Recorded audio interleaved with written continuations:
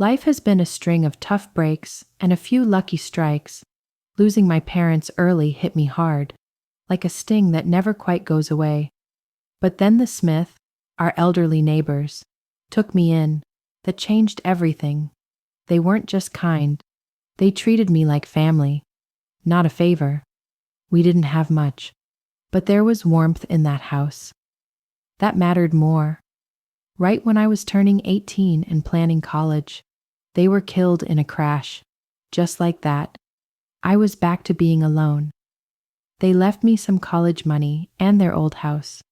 The house held too many memories. I sold it and used the money to buy a tiny apartment near campus. I was majoring in financial management. Having a plan felt like control. Finally, classes weren't easy, but I was all in, soaking up everything I could about finance.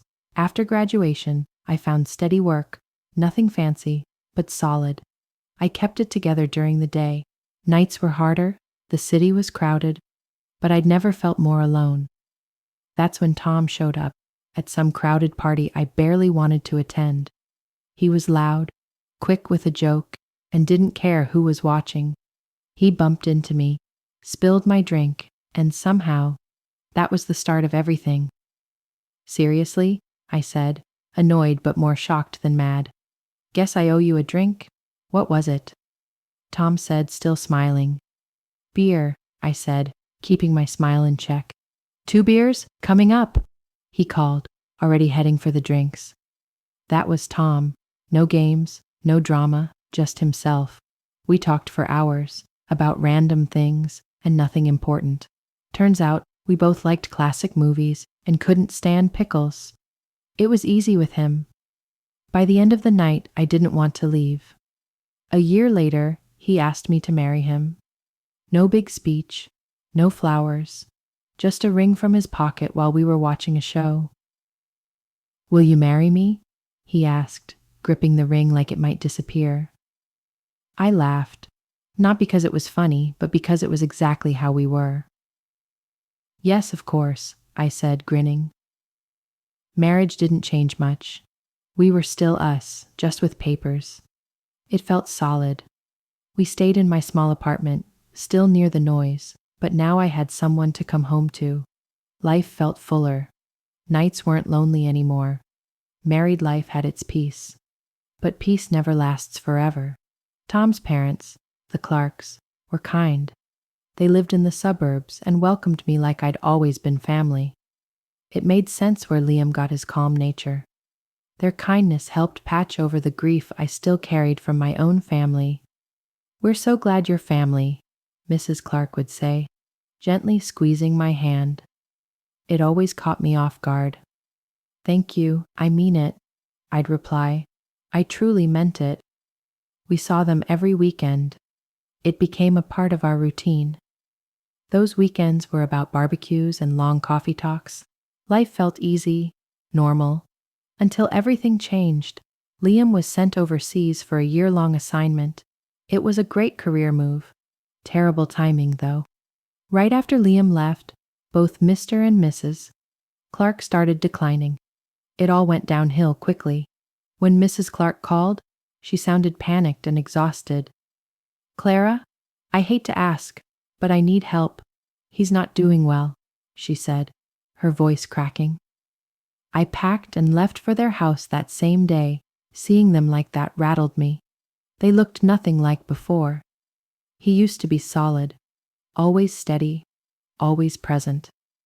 Now he looked small, lost in wires and machines. I took over the house chores so she could care for him. We didn't even need to talk about it. At night, I read his favorite books. He usually fell asleep before I finished.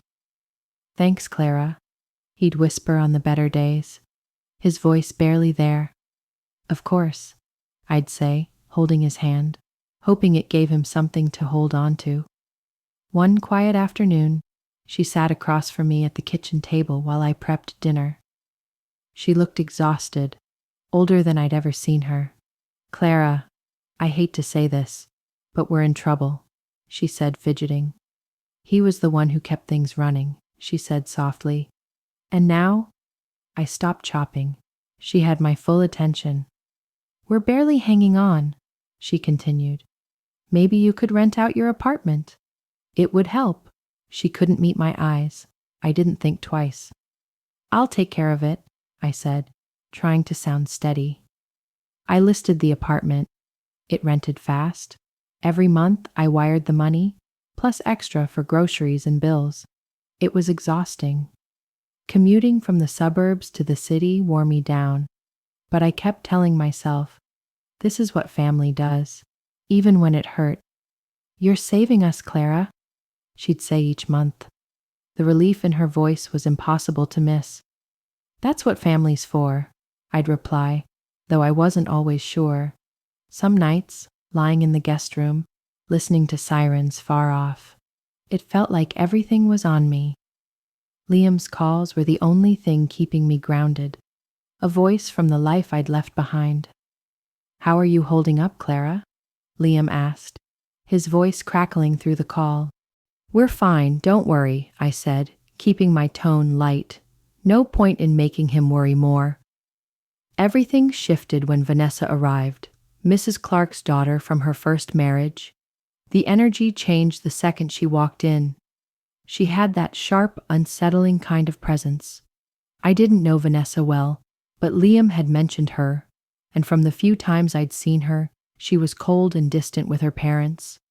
I was already maxed out, commuting to work, managing the house, caring for Mr. Clark, who was slipping fast. Vanessa didn't just visit, she moved in like she had a claim to everything. One night, worn out and bone-tired, I saw Mr. Clark motioning for me. His whisper was dry and urgent. Clara, watch out for Vanessa. She's dangerous, he said, his voice shaking. I will, I said, though I didn't know what I was supposed to be looking out for. Mr. Clark was right. Vanessa didn't waste time claiming her space. First clue? I walked in one morning and found her in the kitchen like she owned it. Just so you know, I'm not here to cook or clean for anyone, she said, sipping coffee and staring me down. I was stunned for a second but kept my voice level. All right, Vanessa, I've been managing everything, and I'll keep going, I replied, not wanting a fight. Perfect, because I'm not doing a damn thing. This is my mom's house, she shot back, eyes cold. From that day forward, Vanessa dominated the house like a storm cloud that never passed. She ordered food for just her and Mrs. Clark, left the trash, and never looked back. Her contempt was loud and clear, but I stayed quiet. For their sake, not mine. Clara, won't you join us for dinner? Mrs. Clark asked one night, her voice sounding like it used to, but before I could answer, Vanessa cut in with her usual venom. Mom, Clara has been running around all day. She probably wants some peace and quiet. It sounded thoughtful, but the message underneath was ice cold. Stay out. My to-do list doubled overnight. Vanessa's presence was everywhere. Loud, entitled, exhausting. At night, I'd hear whispers. Vanessa and her mother, bonding over shared discontent. Mrs. Clark changed. Her eyes cooled. Her gratitude faded. 2 weeks later, Mr. Clark passed away. The funeral was quiet. Liam arrived just in time to say goodbye. It was the first time in months I wasn't alone, and I clung to that. But even in mourning, something had shifted at the Clark house, and I felt it. Vanessa played the perfect daughter, polite, composed, and completely fake. How's it been around here? Liam asked softly when we finally had a moment alone after the funeral. Everything's fine, I lied, forcing a smile that didn't reach my eyes. You sure? You look drained, he said, concern creeping into his voice. Just tired. Things have been hectic here, I said, dodging his eyes. He didn't need to know the truth. Not yet. The second Liam flew out, Vanessa's mask came off. Gone was the grieving daughter. Back was the Ice Queen. The energy in the house flipped overnight. Mrs. Clark, hollowed by grief or poisoned by whispers, turned cold. She stopped speaking to me like family. I was the help now. Barely tolerated, Vanessa ran the house like she wore the crown. Her rule? Disrespect, drama, and absolute self-interest. She'd barge into my room without warning, pawing through drawers like she was owed something. One afternoon, desperate for air, I walked into the garden and tripped over a cardboard box buried in the shrubs. Inside were my missing things, watches, jewelry, even my underwear. My stomach dropped. A few of my dresses were hanging on the bush like trash. My hands shook as I grabbed everything. My rage was volcanic. I marched inside, found Vanessa sprawled across the couch like royalty. "What is wrong with you, Vanessa?" I snapped. "You had no right to touch my things." Vanessa let out a laugh, sharp, cruel, and echoing, like broken glass in a quiet room. "Live here? Don't make me laugh. You're nothing but a stray we let in. Honestly, the garden's too good for you. The street suits you better." Her words hit like a slap. I couldn't believe the hate in her voice, like she'd been waiting to unload it. I turned toward Mrs. Clark, hands shaking, hoping, praying she'd defend me. "Mrs. Clark, you can't let her treat me like this," I begged, my voice thin and breaking. This was our home. The woman who once hugged me like a daughter now stared past me like I was a ghost. "Vanessa's right. This isn't your home anymore, Clara. Maybe you should find somewhere else to go." Her words knocked the air out of me. I stood frozen, gripping the box, my heart splintering in silence. The home I clung to, the family I thought I'd earned, gone in a blink. Still, I stayed. Not for them, but for him. I had promised Mr. Clark I'd protect his wife. But each day Mrs. Clark slipped further into Vanessa's shadow. Colder, meaner. Her voice cut deeper now. Her eyes held nothing but ice. "You just laze around all day, don't you?" she snapped one night as I cleaned the dishes. "I'm doing everything I can," I said, trying not to break under her glare. "That's your best? Looks more like freeloading to me," she sneered before walking away. Her words cut deep. I wasn't freeloading. I was surviving. I'd given up my home, funneled every cent of that rental income to Mrs. Clark, and ran this house like a full-time maid, while Vanessa lifted nothing but her nose. Vanessa, comfortably draining her mother's pension, kept digging her claws in. "Honestly, what does my brother even see in you?" She'd sneer through the wall like a nightly curse. I'd bite down on my fury and replay the deathbed promise like a mantra. But the air in that house, it was poison. Every step felt like a trap. One evening, I came home early, and everything changed. I paused in the hallway, their voices bleeding through the walls. They hadn't heard me come in. "We need her to sell that apartment," Vanessa said. Her voice was cold, hungry.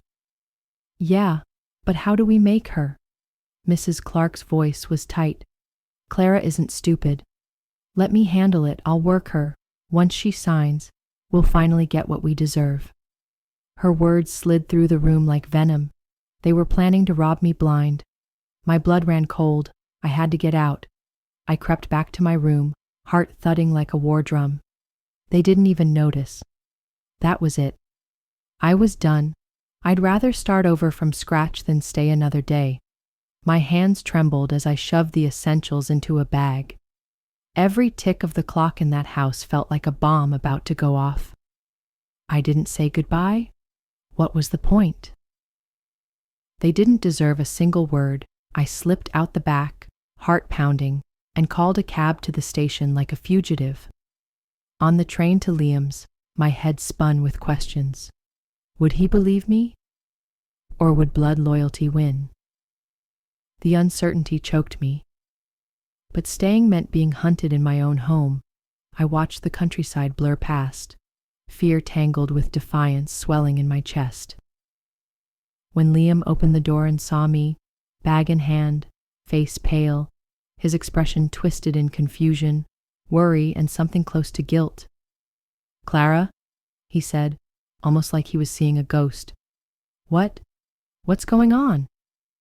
What are you doing here? Are you all right? He asked, stepping back so I could come in. I hesitated on the threshold, drinking in the smell of his place.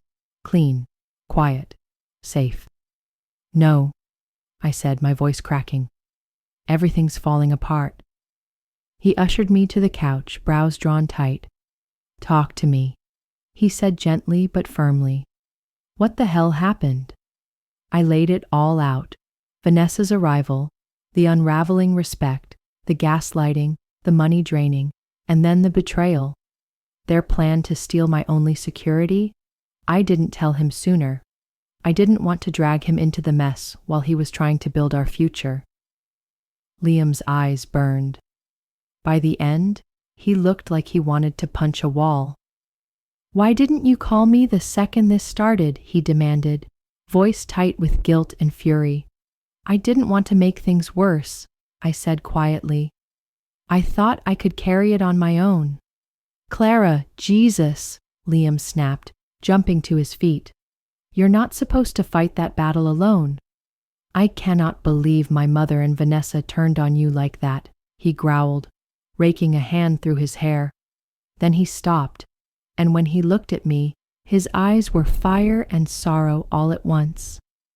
That's it, no one gets to treat my wife like dirt, he said, pulling out his phone with purpose. My heart pounded as he called his mother. She picked up almost instantly. I couldn't hear her words, but the way Liam's back went rigid told me exactly how it was going. Mom, this ends now, he said flatly. I know everything. If Vanessa stays and Clara isn't treated with respect, we're done. No more help, no more support, nothing. A sharp exchange followed, voices rising, and then silence. Liam's jaw clenched as he ended the call. All right, he said coldly. That's how you want it? Then that's how it is. He ended the call. He turned back to me, the storm in his eyes giving way to something gentler. It's just you and me now, he said quietly, wrapping his arms around me. And that's more than enough. I leaned in, burying my face into the space between his shoulder and neck, letting his warmth shield me from everything outside. Just us, I whispered, and for once the words felt like hope. We had no backup, no safety net, but we had each other, and that felt like enough. We stayed up late, talking logistics, work from home plans, budgeting, cutting ties clean, without his family siphoning us dry. It finally felt like we were building something real. It's just us now. Whatever comes, we face it together, you and me, side by side, Liam said, his grin firm with conviction. Right, I replied, smiling back, and for the first time in a long while, meaning it. The following days were a blur of movement and rebuilding. I reached out to my boss, hoping for remote flexibility. And to my relief, they approved it. Liam helped me haul my things out of storage, and we carved out a cozy home office in the corner of his living room. It wasn't fancy, but it was ours. And for the first time in forever, it was quiet. A week into our fragile calm, my phone buzzed, and just seeing the caller ID felt like being haunted. Mrs. Clark, her voice, once sugar and kindness, now came sharp and demanding. Clara, where's this month's money? You know we rely on that, she barked, skipping any pretense of politeness. I was speechless. The gall of it left me blinking. You're seriously expecting money from me? After everything? I said, disbelief thick in my voice. In the background, Vanessa's screeching cut through. She's ungrateful. Force her to pay, Vanessa shouted, venomous and loud. I closed my eyes, breathed deep, and remembered their insults, each word still a bruise on my spirit. Mrs. Clark, I said coldly. Vanessa called me a beggar, a parasite, and you just stood there. I owe you nothing. We're done. Silence, I could almost hear her blink in disbelief. But we're family. she whispered finally, the audacity now tinted with desperation. No, Mrs. Clark. Real family doesn't betray or belittle each other. Goodbye. I hung up before she could get another word in. The call rattled me, but Liam pulled me into a hug, grounding me like an anchor in a storm. You did what you had to, he murmured, resting his chin on my head. They need to live with their choices now. A few weeks into our quiet new rhythm, life surprised us again. In the best way, I was pregnant. The news lit up our world. Suddenly, everything ahead looked brighter, fuller, bursting with possibility. We agreed it was time to sell the apartment and find a little house in the suburbs, someplace safe, with trees, near a good school, a place to raise a child. Then came another call, a voice I thought I'd left behind. Mrs. Clark. Her voice wasn't sharp or demanding anymore. It was frail, almost broken. Clara, I was wrong. Vanessa made me sell the house. She took everything. I have nowhere to go. Could I stay with you and Liam? Her voice quivered, not from anger this time, but from fear.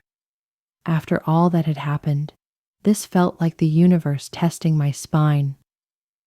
Mrs. Clark, I said evenly, you made your choice when you turned against us. You could have chosen another way. I know I was wrong, she pleaded, but you've always been kind. Can't you forgive someone who's lost everything?